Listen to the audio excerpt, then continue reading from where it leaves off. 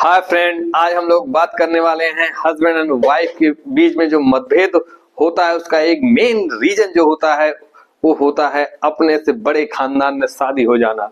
जब बड़े घर की लड़की आपके घर आती है तब आपका सामंजस्य बैठने में बड़ी समस्या होने लगती है और आप और आपके पत्नी के बीच में मतभेद शुरू हो जाते हैं। क्योंकि एक बड़े घर की जब लड़की आती है ऐसो आराम से वो चलकर आती है आपके घर, तो आपकी एक्सपेक्टेशन पे कभी कभार वो खरी नहीं उतरती, तब आप और उसके बीच में विवाद होना संभव है।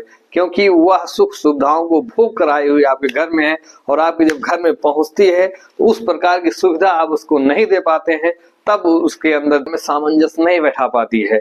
और बात बात पे चूंकि आप धन दौलत उससे काफी ले लिए होते हो, जिससे भी दहेज जो आपको मिल जाता है वो भी आपके लिए अभिशाप हो जाता है। क्योंकि वही सब वो लड़की आपको ताना देने लगती है, आप सुन सुनकर झल्ला जाते हो, लड़ाई पे उतर आते हो और आपके घर में वो उस तरीके से काम नहीं करी क्योंकि वो आलसी प्रवृत्ति की हो जाती है। जब आलसी प्रवृत्ति की लड़की आपके घर प्रवेश कर जाएगी तो निश्चित ही वो कुछ करना नहीं चाहेगी। या तो आप उसके लिए सुविधा कर दो या तो कि जैसा वो बोले वैसा आप करिए, या खुद आप खाना बनाइए, पकाइए, उसकी सेवा करिए, तब तो ठीक है। लेकिन अगर आप चाहें उसके बाद भी अपने बातों से, अपने प्रेम से आप उसके मन को जीत कर आप रिश्ता मधुर कर सकते हैं। लेकिन जब आप भी ताना देने लगेंगे, दोनों लोग वो ताना दे रही, आप भी रिप्लाई करना चालू कर देंगे, तो निश्चित ही लड़ाई शुरू हो जाएगी। इसीलिए कहते थे कि हमेशा रिश्ता अपने बराबरी वालों के साथ ही करना चाहिए, ना बहुत बड़े खानदान में करना चाहिए, ना बहुत छोटे खानदान में करना चाहिए।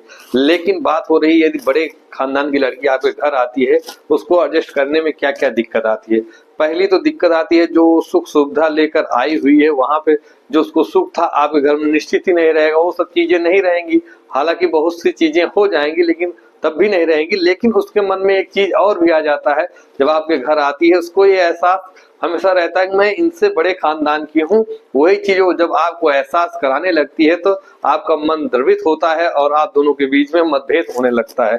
तो ऐसी स्थिति में आपको बहुत संभल कर चलना होगा, एक दूसरे के साथ रिश्ता कायम करके ही आगे बढ़ पाएंगे। अगर ऊंच नीच का भेद जब दोनों के मन में उत्पन्न हो जाएगा तो दिक्कत हो जाएगी। दोस्तों, ऐसी एक घटना है हमारे बगल की, जहां एक बड़े खानदान में एक लड़का शादी करके आज रो रहा है, वो लोगों से सलाह मांग रहा है अब करना क्या चाहिए। क्योंकि लड़की और लड़के के बीच में विवाद हो रहा है। लड़की ये कहती है कि जितना तुम्हारे खानदान में लोग हैं, हमारे पिताजी तुमको खरीद लेंगे। खरीद तो लेंगे तो अच्छी बात कह रही हो, लेकिन वही पिताजी आपको लड़के के साथ विवाह कर दिए हैं, आपको पूरा उसके साथ समर्पित कर दिए हैं। तो अब आपकी दुनिया आपका पति है, उसका घर ही आपका घर है। अब जहां से आई हो मायका तो आपकी रिश्तेदारी बन गई है, वहां उस तरीके से आपको सम्मान नहीं मिलेगा। हाँ, भाव तो हमेशा रहेगा लेकिन वो सम्मान आपको नहीं मिलेगा। अब आपका नया घर यही है, आप अपने पति के साथ मिलकर इस तरीके से धन अर्जन करिए कि आप अपने पिताजी से आगे बढ़ जाएं। लेकिन ताना देने का कोई मतलब नहीं होता, ताना देने से रिश्ता खराब ही होगा, रिश्ता अच्छा नहीं होगा। इसलिए सामंजस्य बैठाने से ही रिश्ता होगा। उन सब बातों को भूल जाइए, जैसा भी है आपका घर वही स्वर्ग है, उसको आपको दोनों लोग को मिलकर अच्छा बनाना है, न कि ताना देना है। अगर आप ताना देती रहेंगे तो लड़ाई ही होगी, उसमें कोई सुधार होने वाला नहीं है।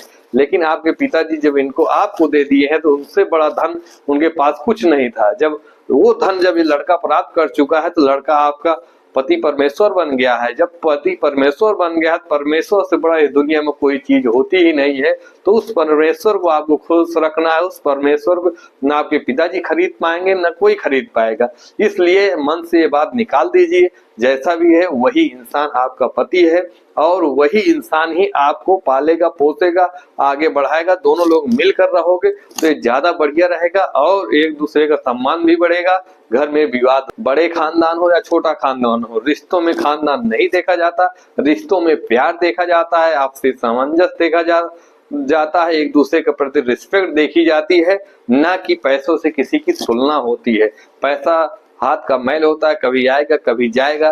और रिश्तों में जब पैसा भारी होने लगे तो रिश्ता निश्चित ही खराब होगा। इसलिए दोस्तों, इस चैनल के माध्यम से कहना चाहते हैं, आप लोग अपने रिश्तों में इस तरीके की बातें ना लाइए, मिलजुल कर परिवार हंसता खेलता बनाइए। खानदान के भेदभाव को कम करिए, ऐसा प्रतीत कराइए कि ऐसा कुछ हुआ ही नहीं है, हम भी बराबर के ही हैं। क्योंकि शादी विवाह हो जाता है तो खानदान में कोई मतलब ही नहीं होता है, एक दूसरे के प्रति एक दूसरे का भाव ही उनको नेक इंसान बनाता है। मिलजुल कर इतना आप लोग आगे बढ़ी है कि लोग आपसे एग्जाम्पल लें और आपके परिवार को देख देख कर वो लोग भी कुछ सीखें और लड़ाई झगड़ा ना करें। तो क्या क्या कर सकते हैं, यदि दोस्तों वीडियो आपको अच्छा लगा हो तो लाइक कर दीजिए, शेयर कर दीजिए और चैनल को अभी तक सब्सक्राइब नहीं किए हैं तो सब्सक्राइब कर लीजिए। ऐसा ही वीडियो आपको आगे भी देखने को मिलता रहेगा। Thank you.